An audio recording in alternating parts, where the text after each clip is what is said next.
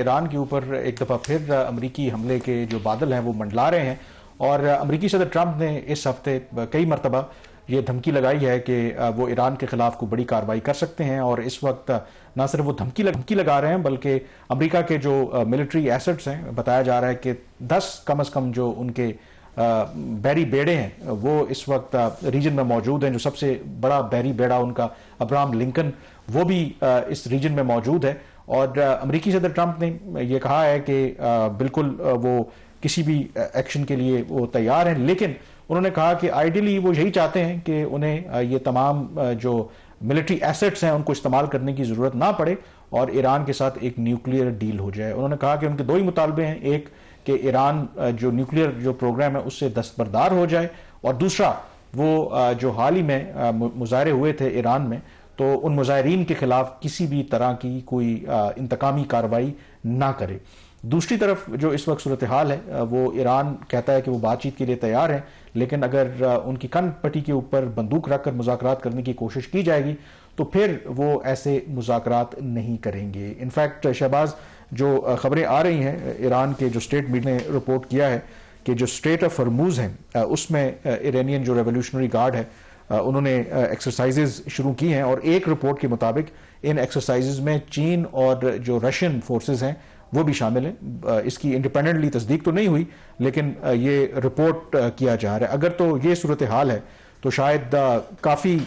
Situation جو ہے وہ ٹینس ہے، کیونکہ اسٹریٹ آف ہرموز کی آپ کو پتہ ہے کہ کتنی امپورٹنٹ سگنیفیکنس ہے، جہاں ایک اہم یہ شپنگ لین ہے، اور ماضی میں ایران یہ دھمکی دیتا رہا ہے کہ اگر ان پر دباؤ آئے گا تو وہ اس کو بند بھی کر سکتے ہیں۔ کامران، بڑی ہی ایک اس وقت گریو سیکیورٹی سچویشن بنتی جا رہی ہے ریجن کے اندر۔ ہم نے پچھلے پروگرام میں بھی بات کر رہے تھے کہ جو پریزیڈنٹ ڈونلڈ ٹرمپ نے کہا کہ ابھی فی الحال وہ ان کا جنگ کا ارادہ نہیں، تو ٹرسٹ نہیں کیا جا سکتا ان کا،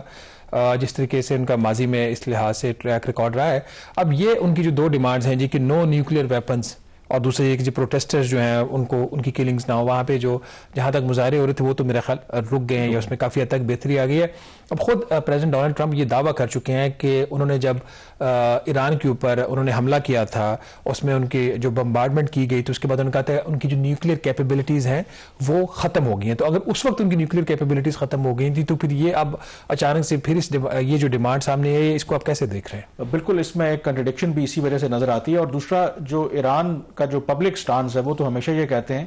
کہ وہ کبھی بھی جوہری جو پروگرام ہے اس کو انہوں نے کبھی پرسو نہیں کیا۔ وہ حوالہ دیتے ہیں ایران کے سپریم لیڈر نے جو فتویٰ دے رکھا ہے کہ جو نیوکلیئر ویپنز بنانا جو ہے وہ غیر شرعی اور غیر اسلامی ہے، لیکن وہ ساتھ یہ کہتے ہیں کہ جہاں تک سویلین پرپسز کے لیے تو اس کے لیے ایران اپنا جو حق ہے اس سے دستبردار نہیں ہوگا۔ لیکن امریکہ میرے خیال میں، اور ان کے ساتھ اسرائیل بھی شامل ہے، ان کو یہ واضح ایک سچویشن پتہ ہے کہ اس وقت ایران میرے خیال میں تاریخ میں جب سے انقلاب آیا تھا تو بہت کمزور ہے، دو کہ انہوں نے سسٹین تو کیا ہے اپنے آپ کو، ابھی تک وہ ہولڈ کر رہے ہیں۔ اگر آپ ریجن کے اندر دیکھیں جتنے ان کے ایلائز تھے، وہ بے شک گروپ کی شکل میں ہو یا بشار الاسد کی صورت میں وہاں پر شام میں حکومت ہو، وہ تمام کے تمام ختم ہو چکے ہیں یا بہت کمزور ہو چکے ہیں۔ پھر یہ پچھلے سال جو جنگ ہوئی تھی اسرائیل کے ساتھ اور امریکہ بھی شامل ہوا تھا، اس سے بھی ان کی معیشت کو دھچکا لگایا۔ پھر جو حالیہ مظاہرے ہوئے ہیں اس سے بھی آپ کو اندازہ ہوتا ہے کہ وہاں پر اکنامک سچویشن کیا ہے۔ انفیکٹ اسی ہفتے بتایا جا رہا ہے کہ جو ایک امریکی ڈالر ہے وہ اب کوئی 15 لاکھ جو ایرانی ریال ہیں ادھر تک پہنچ گئے۔ تو آپ امیجن کر سکتے ہیں کہ وہاں پر کاسٹ آف لیونگ کی کیا سچویشن۔ تو یہ کمبینیشن آف فیکٹرز ہیں جس کی وجہ سے شاید امریکہ کو لگتا ہے کہ یہ ایک بہترین موقع ہے کہ اگر ہم صحیح ان کے اوپر دباؤ ڈال کر کوئی اپنی مرضی کی ڈیل کر لیں۔ اب کوشچن اس کے اندر یہ ہے کہ ایران اسی چیز کے اوپر پچھلے کئی عرصے سے انہوں نے ایک سٹینڈ لیا ہے کہ وہ اپنے جو سویلین نیوکلیئر پروگرام ہے اس سے دستبردار نہیں ہوں گے، اس کا جو ڈیفنس ہے اس میں کوئی کمپرومائز نہیں کریں گے۔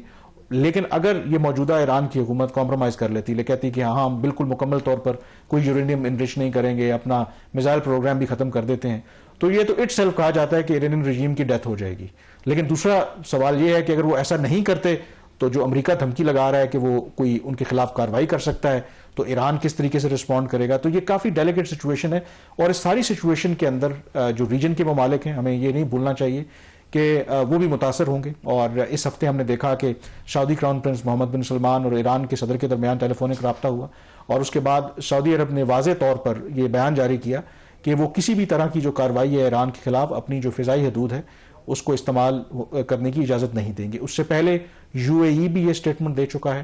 اور رہی بات جہاں تک پاکستان کی ہے تو پاکستان کے پرائم منسٹر کی بھی کل ایران کے صدر سے بات ہوئی ہے, فارن منسٹر جو دونوں ملکوں کے ان کی بھی آپس میں بات ہوئی ہے, اور دفتر خارجہ کے ترجمان نے بھی کل کہا ہے کہ ہم ایٹ دا سیم ٹائم امریکہ کے ساتھ بھی رابطے میں ہیں. پرپز اس کا صرف یہ ہے کہ کسی طریقے سے ڈی ایسکیلیشن کی جائے, اور پاکستان نے بڑی ایک کلیئر پوزیشن لی ہے کہ ہم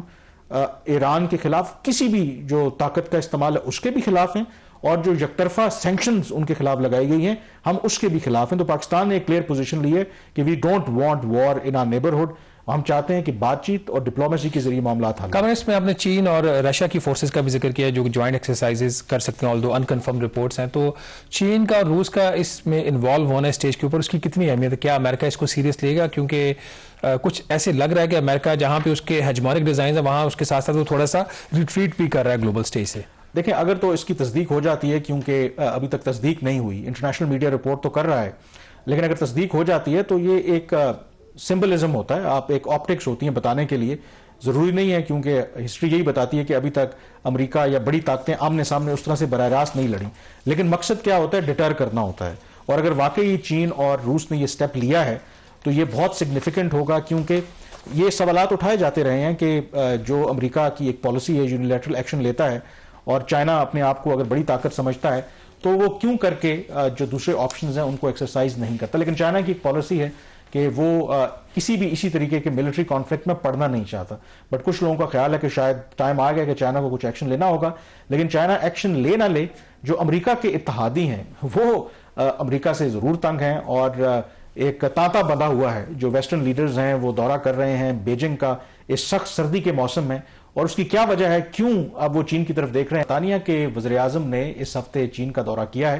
اور گزشتہ 8 سالوں میں کسی بھی برطانیہ کے وزیر اعظم کا یہ بیجنگ کا پہلا دورہ ہے. اب اس دورے کی جو اہمیت ہے آپ اس کا اندازہ اس بات سے لگا سکتے ہیں, جو برطانیہ کے موجودہ وزیر اعظم ہیں کیئر سٹارمر, وہ ماضی میں چین کو برطانیہ کے لیے نیشنل سیکیورٹی تھریٹ سمجھ چکے ہیں, اور وہ بہت عرصے تک جو برطانیہ ہے, جو چین لنڈن میں اپنی ایک نئی ایمبیسی بنانا چاہتا ہے, اس کی زمین ان کو دینے کے لیے تیار نہیں تھے, NOC دینے کے لیے تیار نہیں تھے. لیکن یہ دونوں چیزیں ہو گئی ہیں. حال ہی میں ہم نے دیکھا کہ برطانیہ کی حکومت نے وہ اعتراض ختم کیا اور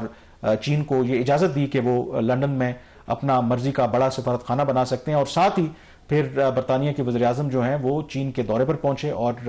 ان کی چین کے صدر سے ملاقات ہوئی, اور اس ملاقات کے بعد انہوں نے کہا شہباز کہ وہ ایک ایسا ریلیشن شپ چاہتے ہیں جو کمپریہنسو ہو, جو ٹرانسپیرنٹ ہو, اور ایک امپورٹنس انہوں نے دی ہے. اب یہ بہت سگنیفیکنٹ بات ہے, کیونکہ عام طور پر جو برطانیہ ہے وہ وہی لائن فالو کرتا ہے جو آپ کو پتا ہے جو امریکہ اسے کہتا ہے, اور باقی جو مغربی طاقتیں ہیں. اور پچھلا اگر آپ اٹھا کے دیکھ لیں ہسٹری, تو یہ تمام ممالک یک زبان ہو کر کے چین کو اپنے لیے ایک بہت بڑا خطرہ سمجھتے تھے. لیکن اب ٹرمپ کی جو پالیسی کے نتیجے میں پہلے کینیڈا کے پرائم منسٹر وہاں پر گئے, برطانیہ کے پرائم منسٹر وہاں پہنچے ہیں, فرانس آئرلینڈ کے لیڈرز جا چکے ہیں, اگلے مہینے بتایا جا رہا ہے کہ جرمن چانسلر جو ہیں وہ بھی بیجنگ جا رہے ہیں. تو چھوٹی سی بات کہوں, کہتے ہیں کہ بعض دفعہ کہتے ہیں اس کا مطلب ہے, کچھ لوگ اس کو ایسے کہہ رہے ہیں کہ جو کوئی نیا جب گاؤں میں چودھری آتا ہے نا تو شاید اس کو اب یہ سارے سلامی دینے جا رہے ہیں, کہ شاید یہ انڈیکیشن نہیں, یہ اس طرح کے جب چودھری ہمارے ہاں بھی آتے ہیں نا تو سلامیاں بڑھ جاتی ہیں سیاستدانوں کی. بٹ پریزیڈنٹ ڈونلڈ ٹرمپ خود بھی اپریل میں ان کا بھی غالباً بیجنگ کا دورہ ایک پلان ہے. اس میں جو چیز امپورٹنٹ ہے وہ یہ ہے کہ جو اسٹیٹمنٹ ڈونلڈ ٹرمپ نے دیا, جو ریئیکشن دیا ہے انہوں نے اس دورے کے اوپر کہ یہ بڑا خطرناک ہے UK کا کہ وہ چائنا کے ساتھ بزنس کرنا چاہ رہے ہیں, تو اس اسٹیٹمنٹ کو کیسے لیں گے؟ یہ جسٹ اسٹیٹمنٹ یا اس کا کوئی واقعی کوئی مطلب بھی ہے؟ کیونکہ UK کی اوور آل اگر پوزیشن دیکھیں تو UK کو ایکسٹینشن سمجھا جاتا ہے US کی فارن پالیسی. ایبسلیوٹلی. اور اس میں ستم ظریفی دیکھیں یا آئرنی دیکھیں کہ اس وقت امریکہ اور چین آپس میں ٹریڈ کر رہے ہیں,